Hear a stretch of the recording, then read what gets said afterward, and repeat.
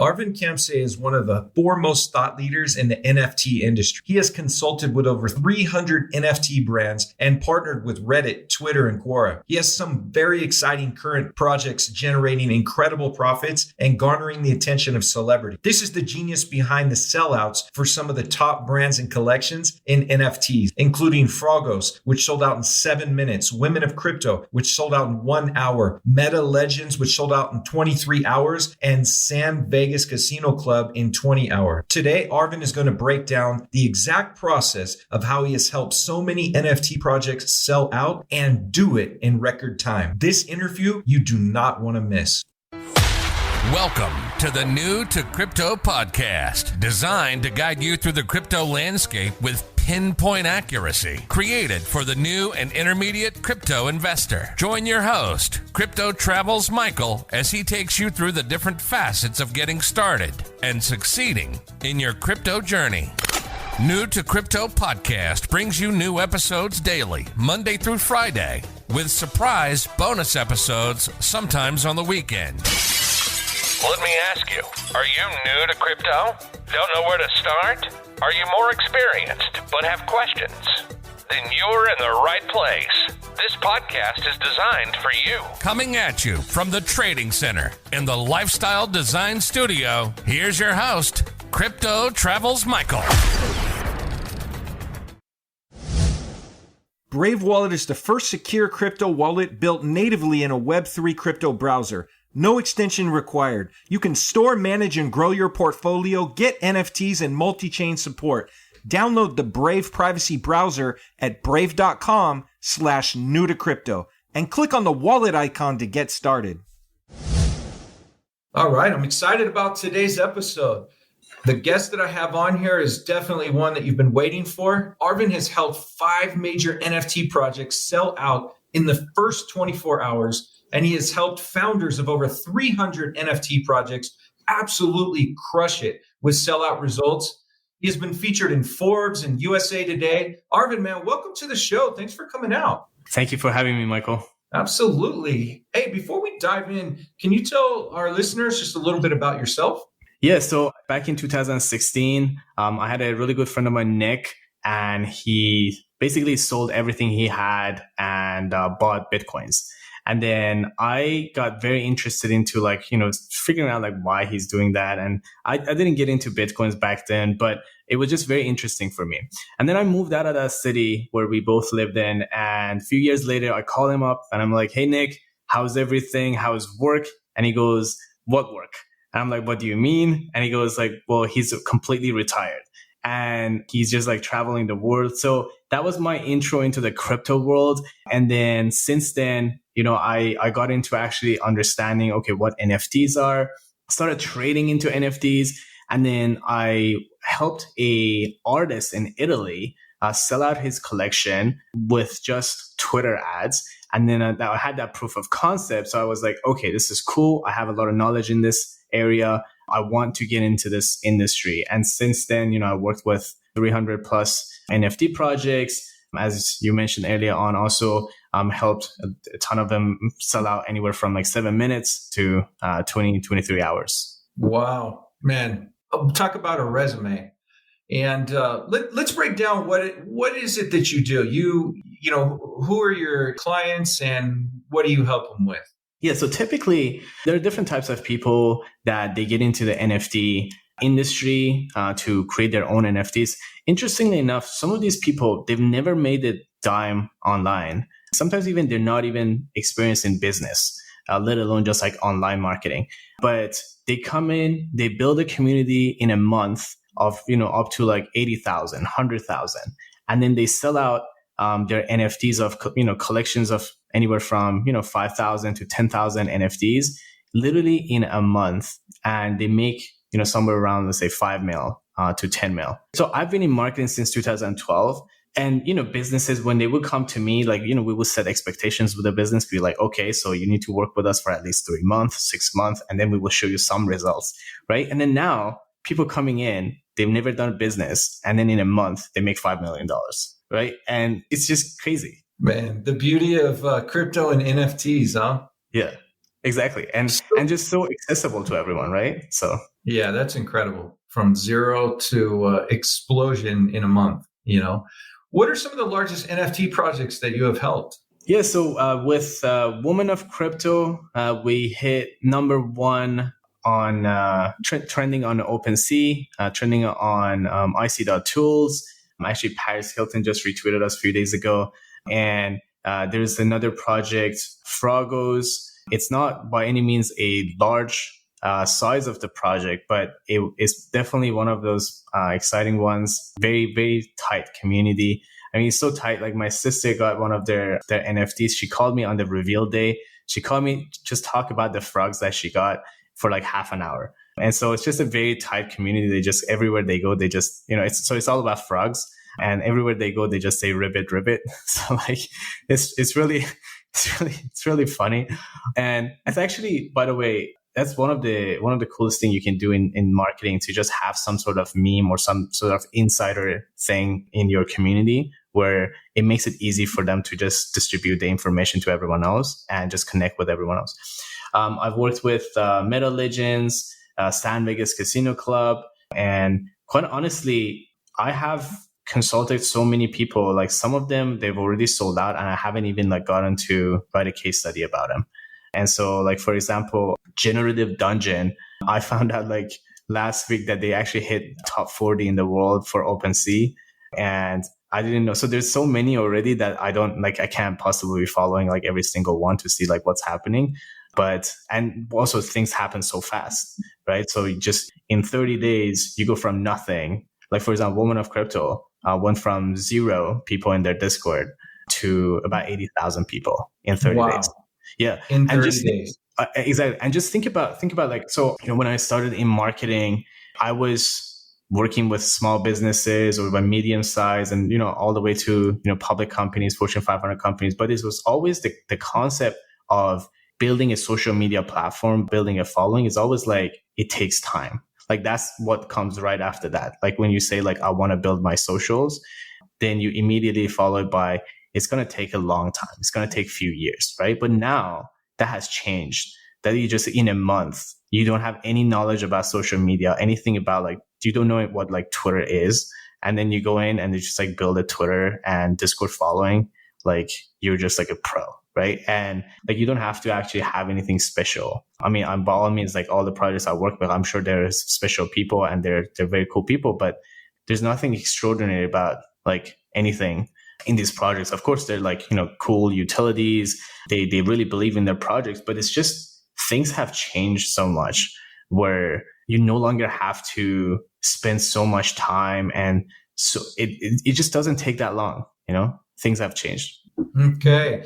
Before we dive into the solutions and how you're helping all of them achieve incredible results, what are some of the challenges that founders of NFT projects face? Maybe, when they first come to you, or in general, Honestly, the biggest thing I would say, I guess 2 biggest problems are, one is you can't really tell the difference between a legit influencer versus one that's not. And so there's a lot of paid influencing that you would do inside the NFT marketing. And sometimes, unless you have developed a relationship with people, it's hard to tell. And you don't have a lot of time, right? You only have like 4 weeks. It's hard to tell who is actually going to produce results for you. And even like for the challenge for me is I'm not going to just use one influencer, for the span of 4 weeks. So also it's hard for me to tell like which influencer is actually pulling the most weight, right? So even though I've used many of them. So I think that's like a big so challenging for people, to the point where people offer me on a daily basis. They say, we pay you, just tell us which influencers to use. Just give us a list. We'll just buy that list off you for thousands of dollars. Wow. Yeah. Well, definitely knowledge is power, right? Well, yeah, of course.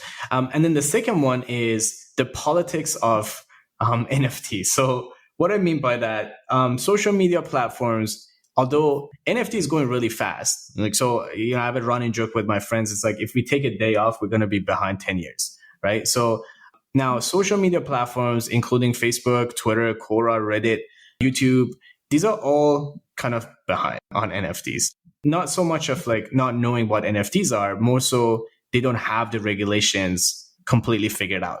So what happens is on Reddit, Quora, and Twitter, And actually, Facebook used to be the same as well. Facebook and Instagram used to be the same.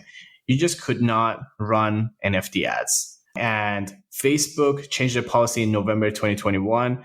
They lifted the ban on crypto and NFT. Now for crypto, you still need to have a permission, but NFT, you can freely talk about it online on your ads. But then Reddit, Quora, and Twitter, you still need to have approval to run NFT ads. And so sometimes, like, I remember, like, there was at the beginning when I didn't have the partnership with these companies, it was so hard because we would run ads, especially, for example, San Vegas Casino Club. First of all, it's a casino, like marketing casino on social media ads, social media platforms is already like a challenge just because most of the times it's not allowed. Gambling is not allowed. But the idea of like, spending hours and hours just talking to different people on Twitter, explain to them, be like, hey, this brand is not going to be a rug pull. Here's why like you should trust us, why you should trust this brand, basically pitching brands to get the approval. Like that was probably the hardest thing in the NFT marketing, not so much the marketing the NFT itself, actually just the approvals to be able to advertise. I think that was the hardest thing for me, and also a hardest thing for the founders as well, because sometimes they thought, like, I would get a lot of people come to me and say, hey, so you can't run ads on Twitter, right? And I'm like, no, you can. You just need to know how, right? So I think that those two are the biggest challenges. And then I guess one other thing I would add, every time Gary Vee says 99% of the NFT brands not going to make it, a lot of actually brands price, like floor price goes down. So I think Gary Vee is also contributing to that too as a challenge. But other than that, those two are like the largest challenge. Wow. That's a lot of influencer weight to be able to affect, floor price. Yeah. So let's move into how on earth are you able to help so many NFT projects achieve incredible results and ultimately sell out? Meaning, how do you help them solve this? Let's break down some of the process. Yeah. So, I mean, I've developed my relationship with the platforms, Reddit, Quora, and Twitter. And so I can leverage those relationships where it's a process, like not still like I still have to look over the handles, website, make sure everything is compliant, then vouch for them. And I also don't do it for everyone, right? But even then, I think that's probably been the hardest thing that hardest challenge that I solved by just having those relationships. As far as the actual launch itself, so I think just by simply consulting so many different brands, I've gained a ton of knowledge into what's working, what's not working for different brands. And so, people come and talk to me about like why certain things are not working for them or why certain things are working for them really well. And of course, I have like my inner circle, like on Discord, you're part of it, So they talk about like what's really working for them, right? Also, like I would say, NFT community is like really cool in that sense because they're not really competing with each other. So they share everything so freely with each other. It's the coolest community. So there's that. But also like I came to the NFT world, I had the knowledge and experience of doing investor relationship marketing for public companies. So I would actually help them increase their stock price. And the advertising platforms that we would use was just exactly the same as NFTs and also a lot larger volume. So, we would spend like say $500K a month. No NFT brands so far I've worked with, except Metal Legends, they had a lot of spending, but most of them, they didn't have like that much spending. But the point is, I've tested out certain things that I knew that was going to work in investor relationship marketing and NFT. It turns out it was working as well. It's the same thing. It's just, targeting investors. And then I tried it out with a bunch of brands, figured it out, it was working. And then I just started just doing the same thing. And then as we're doing things, I also see like how the community is evolving, right? So give you one specific example. I used to say you want your whitelisters. And for those of people who don't know what whitelisters are, if you buy an NFT, you can have your crypto wallet approved to buy the NFT at an earlier date than the public. So that's called being whitelisted. So I used to tell people, be like, hey, you want your whitelisters to buy 30 to 50% of your collection before the public sell. So that was working for us, right? But lately, one of the reasons like we can sell out in 7 minutes, 1 hour is just because we make it so that people in our whitelisters almost wipe out the entire collection. So it's more like right now, it's more like 80 to 90% of the collection that they buy. And then we open it to public, but there's not much left to buy. So that's why it happens so quickly. Interesting. So the process of basically, beginning a project and ultimately launching it and selling it out. So you working with the brands and knowing what can be approved to run ads, and ads is probably, would you say ads is a large part in building a community? I would say so. I would say there are two, especially at the very end, because once you build a community, actually, let me give context to your listener. So on any social media platform, when you post something organically, by design, social media platforms are by their default not going to show your message to everyone, not all your followers, right? And the reason for that is that you would pay that social media platform for advertising, right? So that's the whole point. Discord doesn't have any ads, but like Twitter has, let's say, TikTok, YouTube, Google, Facebook, Instagram, Twitter, Quora, Reddit, like all of these, they have ads. So now if you think about it, let's say you built 80,000 people in your community in Discord, or let's say on your Twitter over a span of 1 month. But then if they don't remember that your mint day is coming up, so mint day meaning the day that you're actually going to go buy the NFT at a pre-sale. If they don't remember that you're going to do it and when you're going to do it, all that effort goes to waste. And so that's a really important thing. So a lot of people start coasting like a few days before their mint day. And that's actually the most important days for any brands. So like all you've done, now you're going to actually retarget people, actually get your message to everyone using ads specifically, because that's the only way you can actually reach everyone in your community. You cannot possibly organically reach everyone in your community. It's just not possible. Like the ad platforms won't let you. And so with that, you'll be able to do that. And like, I'm going to give you like a specific example. So we do this thing called like a tease.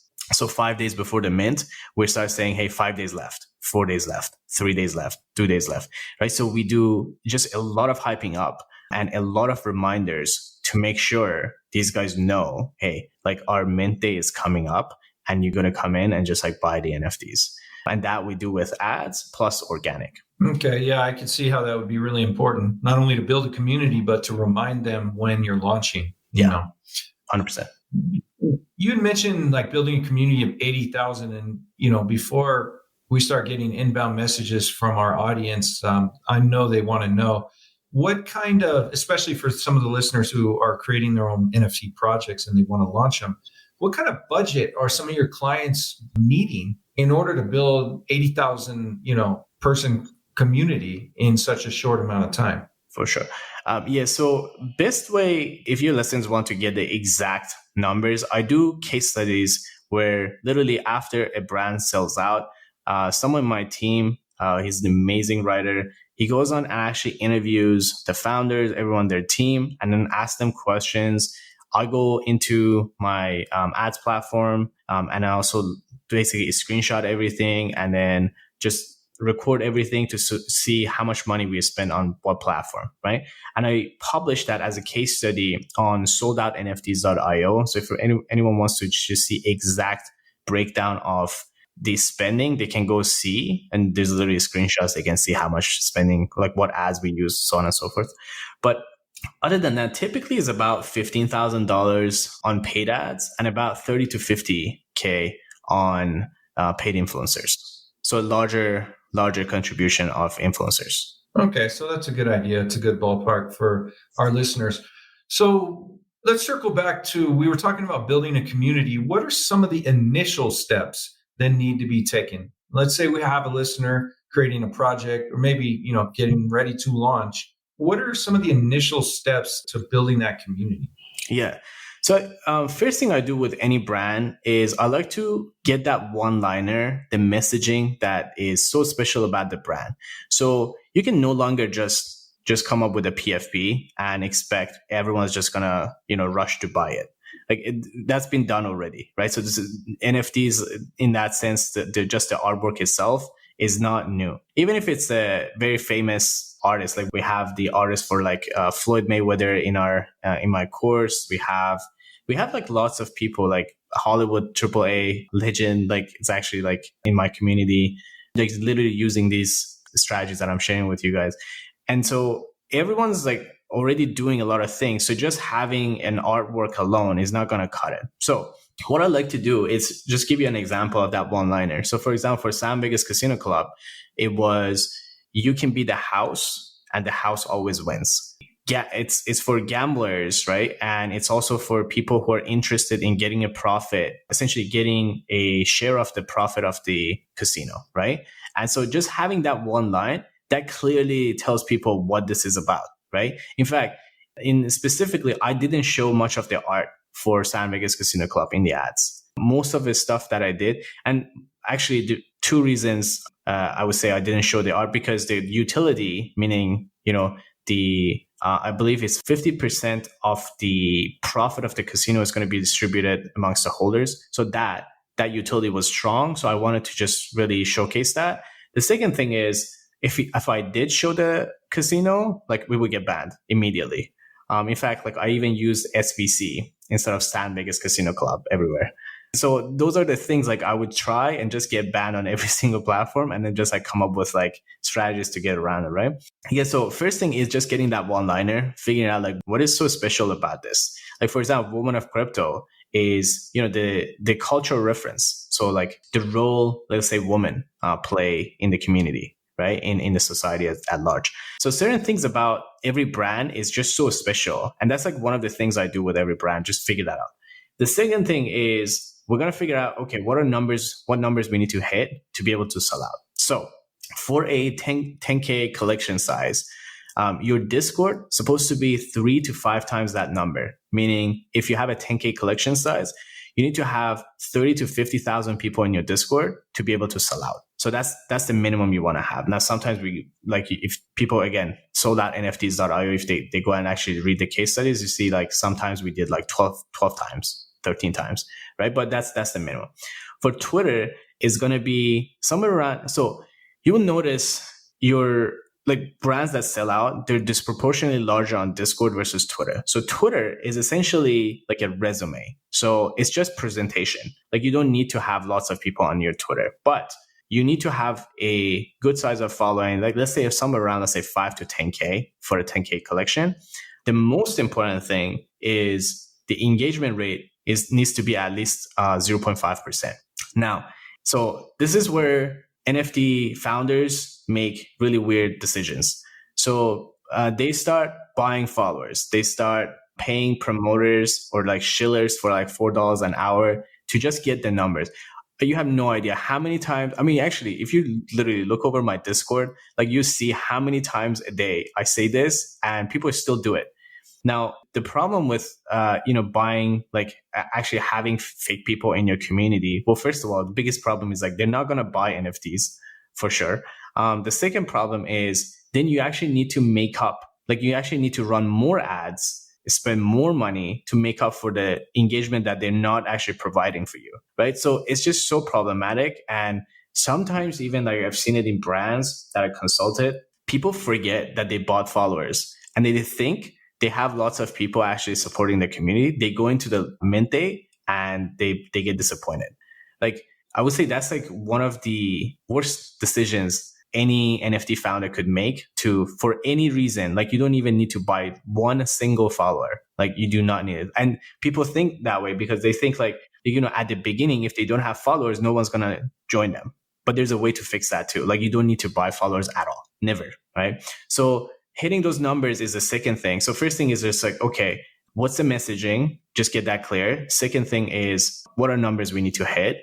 And then the third thing is basically your roadmap has to be fully fleshed out. So if you just copy pasted it from another brand, this is a good time to go and actually edit that and actually elaborate on that. Because a lot of people think this is also weird because sometimes people like NFT founders, they don't have a lot of business experience. So they think like people not going to find out. And, so they just put like someone else's stuff in there and they say like, oh, it should be okay. And it's not, obviously. So if I see, for example, I've read so many of these roadmaps. If I see something I can recognize, be like, oh, I've seen this before. Like I know exactly where I've seen it from. And so I think that's also very important. Just like flesh it out and actually show people you understand what you're going to do with their money later on. Those are the top 3. Absolutely. Brave Wallet is the first secure crypto wallet built natively in a Web3 crypto browser. What's Web3? Web3 is freedom from big tech and Wall Street. More control and better privacy. But there's a weak point in Web3, your crypto wallet. Most wallets are browser extensions, a Web2 technology. That means the same old risks, app spoofing, phishing scams, and theft. Brave Wallet is different. Brave Wallet is the first secure wallet built natively in a Web3 crypto browser. No extension required. With Brave Wallet, you can buy, store, send, and swap assets, manage NFTs, even connect other wallets and dApps, all from the security of the best privacy browser on the market. Whether you're new to crypto or a seasoned pro, it's time to ditch those risky extensions. It's time to switch to Brave Wallet. Download Brave at brave.com/new to crypto and click on the wallet icon to get started. Okay. Thanks for breaking that down and sharing that. So having an actual genuine following and having a fantastic project and a clearly defined roadmap and actually a good project, not just a bunch of JPEGs to release to the world to make a quick sellout, but actually have a great project. Yeah. And also don't be a rug pull. Yeah. Absolutely. So let's go down the Froggos launch, or the frogs you mentioned earlier. What was it like in the days leading up to the launch and ultimately like the day before and on launch day? Take our listeners, now you've piqued their interest, they're all excited in this, but give them a sneak peek behind the curtain. Yeah, perfect. So this is a very different type of projects than other ones I've done. Of course, again, the case study is on my soldoutnfts.io. They can read it, but the full details of it. But then so it's on Solana blockchain, first of all. So that's also something very important for people to think about, which blockchain they want to be on, right? So Ethereum is very well known because of OpenSea, most probably, and let's say Solana is not as well known. So you're targeting newbies for your project, then you may just have to explain an additional thing to them. So you have to explain first what an NFT is, what you're going to do, and then what also Solana is, because they may not know it, right? And that's still like with Ethereum and Solana is still pretty good. Like with let's say XRP or something else that Polygon, now you have like an additional thing to explain to people too. Not saying like they can't be successful, but you just got to be mindful. That's a thing you added it to your marketing. So anyways, these guys were on Solana. Now, the cool thing about Solana is it's just a very tight community still. It's not as large as Ethereum, so they're still trying to like make their mark, right? So it's really cool. Like the communities are so helpful for each other. So when you, as an NFT founder, you come into Solana, like a lot of people are just going to follow you, like a lot of actually big timers in Solana blockchain, just because they want you to be successful.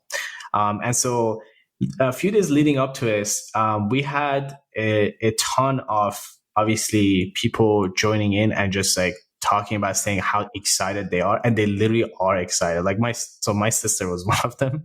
Like they were super excited that this project was going to happen, and we would release these like previews of like what the Froggos would look like in the metaverse, the characters, what it would look like, and people would be freaking out. It's so fun, and so that was a big thing as far as just like the vibe of the community. As far as the numbers, our Discord numbers were going like up at fastest compared to any other time. And then our whitelisters, we had a ton of whitelisters that just basically got selected about like few days before. And so those were some of the highlights of what was happening right before. And for me, of course, it's like the most stressful time, like just figuring out like, okay, are we going to be okay? You know what I mean? So, yeah. Absolutely. So you mentioned the whitelisters. Is it you build a community, you drive the demand, you have the ads going, and then you're marketing to the community to sign up to whitelist early? Is that accurate? Yeah. Or? And so it's getting to the point now where, I mean, there's this Hollywood legend I just consulted the other day. And basically how his project is going to go is, unless you're whitelisted, you're not going to even be able to buy. Like, that's how it's going to go. Like, I'll give you another example, actually. I think it was Bored Bunny, if I'm not mistaken. I don't know about their project. I'm not associated with their project by any means, so I don't endorse them or anything. But just want to like make a point here. I think they sold out in like 5 minutes, but like most people who wanted to buy it, they couldn't buy it because whitelisters just bought everything, right? So we're getting into that, I guess, time of the NFT communities wanting to have the sellout before the public sale, meaning we just want to select people, tell them, hey, you can buy, and just tell us that you're going to buy, so we don't have to worry that like our public sale is going to be a mess, right? So we've gone into that in that direction, and so there's a huge focus right now on whitelisters and getting whitelisted. Now, I remember with Amy, Woman of Crypto, I told her, I was like, so this was right after San Vegas Casino Club. So they gave away a lot of whitelist spots to people, and it freaked me out because the day before their whitelist, I thought, I was just like, I couldn't sleep that night. I was like, I don't know if they're going to actually buy because we gave it away, right? And so there wasn't a huge commitment from people to get the whitelist spots. So then I told this to Amy, and then Amy kind of went overboard on that. So she made it so that you had to invite, I think, 10 people to the Discord and also be a level 10 engager on Discord. If you guys don't know what that means like you got to spend your entire life on their Discord. And so like literally like a part-time job in there. So, and then on top of that, you have to fill out an application. And on top of that, she would just reject a lot of people as well. So that gave us a lot of certainty to know, hey, these guys are actually going to buy, right? Because they've just gone through the hazing process, I would call it. And then we knew these guys are like very serious, very committed. So we are getting into that. We're going in that direction of just heavily focusing on whitelisters, pulling most of the weight for the sellout. Okay. I know that there's a question on our listeners' minds. So you've explained how these projects launch, how they're successful when they launch. And everybody's wondering, how many NFTs do the founders keep, when they launch a project? Is there you've helped 300 different projects. So, is there a trend that you see in this area with them? Yeah, I mean, that's interesting because I think they obviously very interested in their own projects. Like, so Froggos founder, I mean, we have marketing meetings. Every time we talk, we spend like 10 minutes at least. Just this guy, he's talking about his Froggos, just saying how handsome they are, right? So this is like the coolest thing, right? So these are all like a lot of people, artists themselves, or they have their artists. So they're so excited about their project. So they do keep a lot. But then obviously what happens is they, up to the project, they like assign certain number to themselves. But what happens is like, as the project is like going well and everything, typically people want to obviously make money. So then they sell most of it and they just keep a few. And, they already make a ton of money. So the financial side of things, they already make a ton of money on the mint day. Plus, they get anywhere from 3 to 6% on average royalties. You could do up to 10%, but that's why I advise people to do 3 to 6%. And so they're going to get money from people trading these NFTs. So they don't have to like wait until the NFT goes up and then maybe sell it themselves. Like they make money regardless. There's no reason for them to keep it. But honestly, I could see some of them. I don't ask them ever like how many exactly they keep, but I could see some of them, they would just keep so many because they just love it so much. And what is the average like opening price, minting price point that you see on these projects? Yeah. So I just want to give context to your listeners. First of all, like people know about internet marketing. So when the price point is somewhere around $500, and that's the equivalent in ETH, Sol, whatever blockchain you're on, then people don't have to think much to pull the trigger to buy it. So up to $500 is almost the same. So $400 and $500 is the same. Like you may as well just do $500 at that point. And it also means that, let's say, they don't have to consult their wife to buy that NFT, right? So like it's just low enough for them to just say, hey, I'll just do it myself. But then with Woman of Crypto, we actually did 0.2 ETH. This was back in December time. So 0.2 ETH back then, it was almost 1,200. That's higher, definitely higher than average.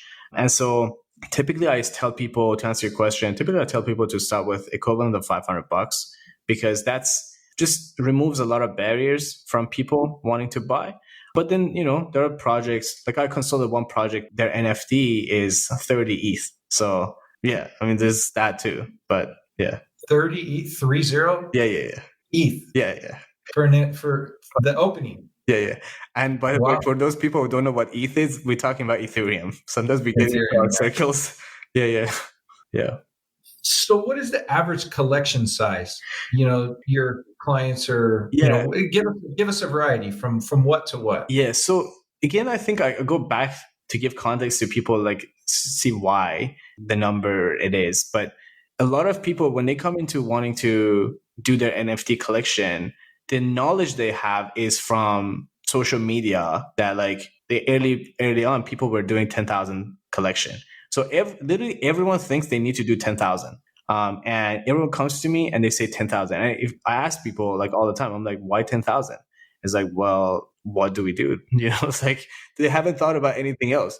And so I actually advise a lot of people against 10,000 because to have a 10,000 collection sell out, you have to have the budget for it. And you can still do 10,000, but you could just do it in drops, meaning you could do 2,000 first and then 8,000 later. But by the time you do your 2,000, you've made a bunch of money. You can inject it back into your second round of marketing and then just sell out the complete like 10,000.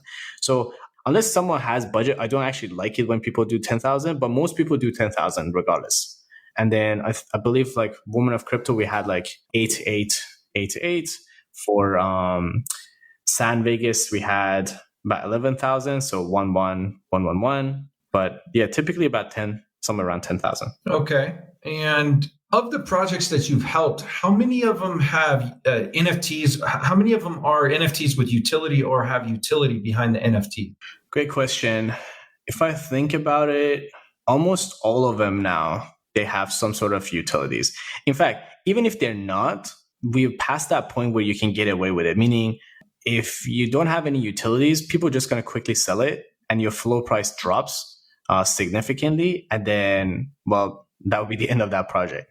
But funny enough, what's almost everyone doing as far as utilities this year is some sort of DAO, some sort of like creating their own token. So then you can do a staking and play to earn games. And yeah, I would say those are like the biggest things. Like everyone's just trying to offer it right now. But I like it when people have like their own story or like their own type of utility that's just creative, not just like, hey, I'm also doing staking. You know what I mean? So absolutely. No, I have to agree. Let me ask you, what are the keys to keeping the floor price up after the project launches? Yeah. So first of all, I think it's very important when you do your reveal. So if you do your reveal, what I advise people is to do 5 days after the sellout, then you have some time, first of all, a bunch of things happens. Sometimes people forget that they just bought the NFT, so they forget to sell it. And then, because it's just been so many days, right? I know 5 days is a lot of days. I even set myself a calendar reminder. And then the other one is I like because they start actually reading on like why they're holding it. So we actually advertise heavily during those 5 days to show them all the things that they're going to get as a holder, right? And you need time for that. If you just literally like reveal the day after, you don't have time to market that. So I think that's a very smart move to do, to actually give yourself time to reveal. Of course, not too long. You can't say like, we're going to get it next year because then everyone's going to freak out. But we want to have enough time. So that's one thing. The biggest thing you want to do, you got to have this planned out a little bit in advance. You want to have something that's so cool about being a holder and just like reveal it right there. So for example, San Vegas Casino Club. So initially they said they're going to buy a 3x3 land on Sandbox. And then instead they bought a 3x3. So a lot larger, right? And when they put that offer in, everyone was just like, wait, I don't know if I want to sell this now. Like, you know what I mean? So they changed their mind. And so it's very important to have something very significant right there to say, hey, this is what we're going to do. What I don't like people doing is just when they say like, if you hold on to this NFT, we're going to give you like a hoodie, like in a year. Like that makes no sense. And some brands are actually doing that. There's a large brand that's actually doing that. I bought their NFT myself, and it was like the weirdest thing I saw from them. So Interesting. Well, Arvin, man, it's been a pleasure to have you here and really unpack, somewhat of a, I guess you could say, an invisible process to most of the consumers. They're not aware of this entire process that you shared today. Is there anything else in closing that you want to share with the listeners? Yeah, I mean, I do a lot of case studies. I think it's good to just be up to date with what's happening. So you guys can go to sellouts.nfts.io. So that's spelled as SOLDOUT NFTs, so NFT.io. So sellouts.nfts.io is where I publish case studies. And then my handles are Arvin K NFT. So that's also ARVIN K NFT. I also just publish a lot of news and a lot of, content that's just about like what I'm finding, what's working, what's not working. So those two, I would say, great resources for your people. Awesome. All of your links are on the episode blog post page for today. So it's also in the description, or you can just head over directly to Arvin's site. Arvin, man, it's a pleasure to have you here. And we're going to have to bring you back on the show and do like a video for YouTube and share some more value for everyone. Thank you for having me. Pleasure. Absolutely. Hey, if you like today's episode, definitely like and subscribe to the podcast, show your support, and chime in here tomorrow for another special episode. Until then, make it a great day. Thanks for tuning in to New to Crypto Podcast. If you like the episode, be sure to follow and subscribe. You can listen to every episode on all major platforms. Have an interest in being on the show or want advertising? Reach out at newtocrypto.io. Head over to our site, newtocrypto.io, to access the resources mentioned in each episode. Until next time, remember to navigate the crypto landscape with pinpoint accuracy.